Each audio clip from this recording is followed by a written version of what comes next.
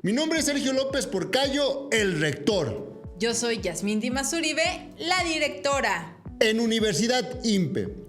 El motivo de este podcast es aprender y conocer herramientas prácticas que te ayudarán a alcanzar tus objetivos.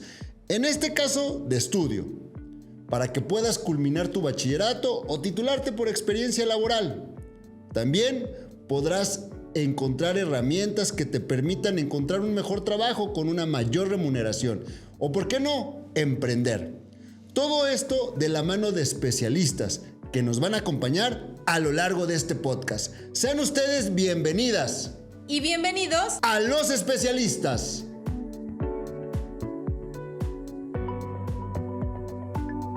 El día de hoy vamos a hablar de las lluvias. Así es, pero desde los fenómenos físicos y químicos.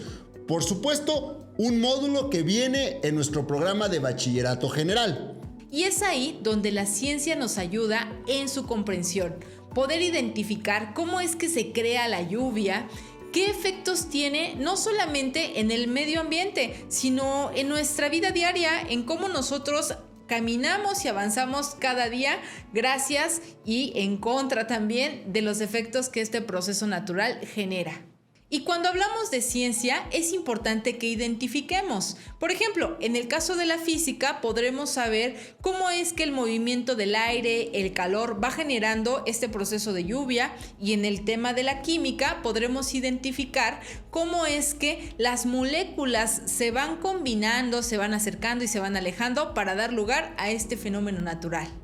Y es por eso, rector, que me gustaría que nos apoye, que nos comparta ¿qué ramas o qué particularidades podemos conocer de estas dos disciplinas al momento de intentar comprender el proceso de la temporada de las lluvias y de la lluvia en sí misma? Desde la física vamos a explicar con 4 factores de manera muy sencilla el fenómeno de la lluvia. Primer factor, termodinámica. La termodinámica nos puede explicar cómo el calor puede calentar la superficie y de esta manera contribuir a la evaporación de los líquidos. Mecánica de fluidos. Esta nos explica cómo el aire caliente y húmedo asciende de una manera más rápida al ser más ligero que el aire frío. Óptica. Este fenómeno nos explica cómo la luz solar hace refracción al cruzar las gotas de agua de la lluvia y se genera el fenómeno del arco iris. La gravedad es la fuerza que hace que las gotas de agua, cuando son suficientemente grandes, caigan desde las nubes. Claro, rector. Y cuando hablamos del proceso químico, es importante poder identificar cómo es que la lluvia llega hasta nuestras manos y hasta nuestras calles. ¿Alguna vez se han imaginado cómo es que se generan esas gotas de lluvia? Por ejemplo, imaginemos que estamos en el cielo, que estamos viendo todo lo que está sucediendo de manera microscópica. Lo que sucede a nivel químico es que existen las partículas que conforman el agua. Y recordemos que cuando hablamos de estados de la materia tendremos diferentes estados. Uno de esos estados es el estado gaseoso, y justamente el principio de la lluvia tiene que ver con el estado gaseoso. A nivel, digamos, del cielo, el agua se encuentra en su estado gaseoso, lo cual significa que sus moléculas están separadas entre sí.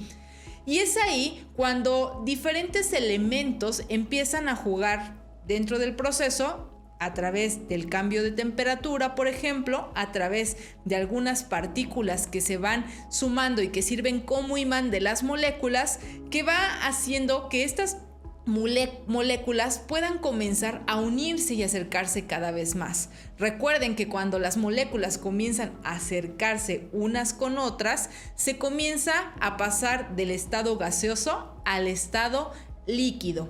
Y es ahí que cuando nosotros visualizamos que se va conformando en el cielo despejado una nube, es que está sucediendo este proceso. Las moléculas están separadas de oxígeno y de hidrógeno y poco a poco se empiezan a acercar por estos elementos que van surgiendo del calor y de las diferentes corrientes que hay de aire, y entonces se empiezan a unir hasta generar la nube, que es una mezcla entre agua líquida y agua gaseosa. Conforme va pasando este proceso, necesitan que, para que el agua pueda conformarse en una gota de lluvia, que haya otros elementos dentro del ambiente. Estos elementos son puntos de condensación, que hace referencia a que funcionan como un imán para las moléculas del agua para hacer que se unan lo suficiente como para que tengan el peso y el cuerpo suficiente para caer en forma de agua. Si se condensan de más, lo que sucederá es que generarán lo que conocemos como granizo. Vamos a identificar, rector, de qué se trata cuando hablamos de que la lluvia es ácida o está ácida. ¿Nos puede compartir, por favor? Claro, directora, hablaremos de la lluvia ácida. La lluvia ácida es la interacción química. La lluvia ácida es un tipo de precipitación. Puede ser lluvia, puede ser niebla, puede ser granizo. Y esta presenta un pH por debajo del normal, que es de 5.6. Esto sucede cuando la atmósfera se mezcla con contaminantes, como lo puede ser el óxido nitroso o el óxido de azufre. El óxido nitroso es un contaminante emitido por los vehículos, las termoeléctricas y algunos sectores industriales. Y el óxido de azufre es un contaminante generado por la quema del carbón, el petróleo y algunos otros sectores industriales.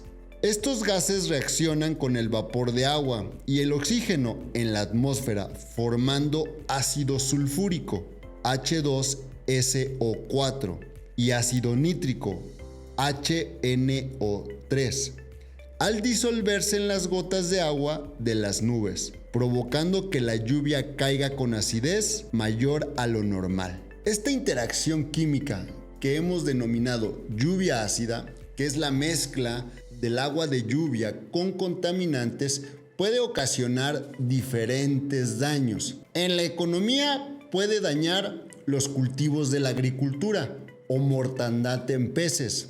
En el caso de la salud, puede provocar problemas respiratorios, irritación en los ojos.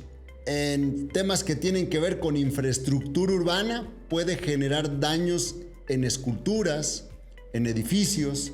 Es decir, la interacción química entre el agua y los contaminantes va a generar problemas para nuestro entorno.